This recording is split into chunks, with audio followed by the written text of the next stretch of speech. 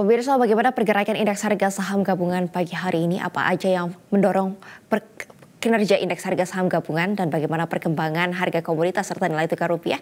Kita akan segera bergabung dengan Jessica Wulandari langsung dari studio Bursa Efek Indonesia. Jessica, pergerakan indeks nampaknya cukup fluktuatif pagi hari ini.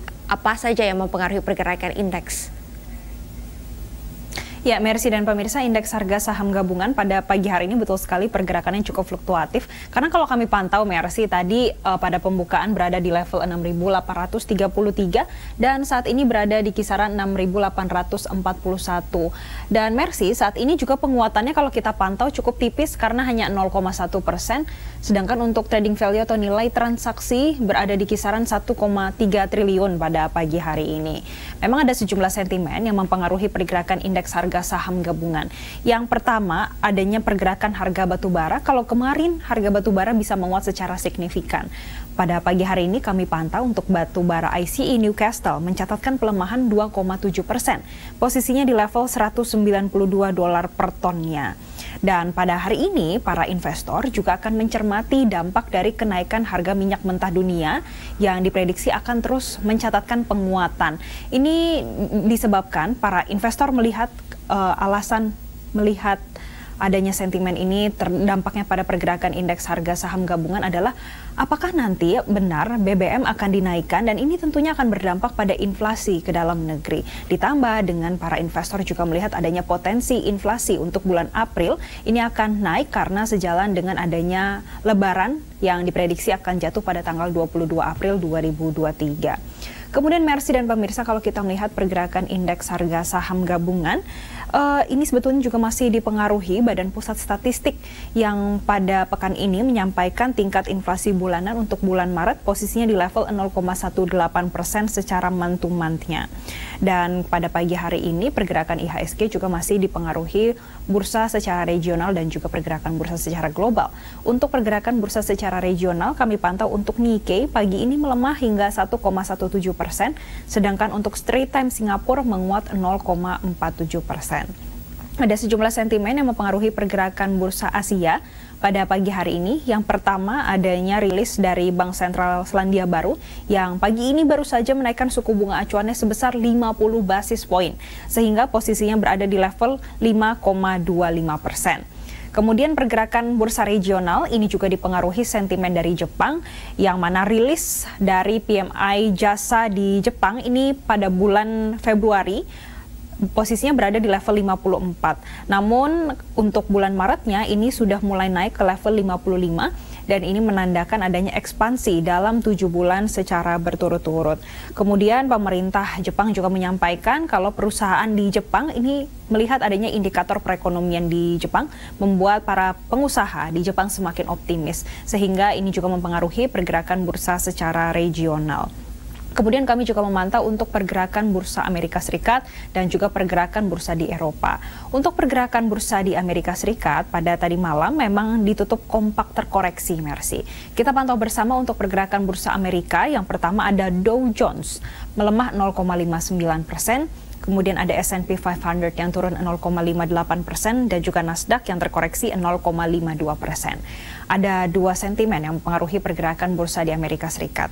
Yang pertama disebabkan adanya Menteri Keuangan Amerika Serikat, ini Janet Yellen, yang menyampaikan kalau saat ini kondisi perbankan di Amerika Serikat dikatakan masih stabil. Dan regulator di Amerika Serikat ini bersiap apabila memang ada perbankan yang membutuhkan bantuan dari pemerintah dan juga regulator di Amerika Serikat. Kemudian saat ini ia juga menyampaikan kalau krisis perbankan di Amerika Serikat ini dikatakan tidak ada krisis perbankan karena untuk sistem perbankan di Amerika Serikat dikatakan cukup stabil dan secara fundamental ini tidak ada yang salah dalam regulasinya. Selain itu, yang mempengaruhi pergerakan bursa di Amerika Serikat dan juga di Eropa, ini adalah job earnings atau yang biasanya dikenal dengan posisi lowongan pekerjaan. Dan pada rilisnya tadi malam, ini lowongan pekerjaan di bulan Februari ternyata tercatat turun, dan ini merupakan tanda kalau pasar kerja yang saat ini dikatakan masih ketat, ini sudah mulai mengendur, Mercy. Yang mana untuk posisi pekerjaan yang tersedia untuk bulan Februari, ini turun menjadi 9,93 juta, atau ini penurunannya dibandingkan Januari, ini sebanyak 600.000. Dan ini juga jauh di bawah perkiraan dari FactSet yang sebesar 10,4 juta lowongan pekerjaan di bulan Februari. Dan ini menyebabkan pergerakan bursa di Amerika Serikat dan juga pergerakan di bursa di Eropa cukup berada di teritori negatif.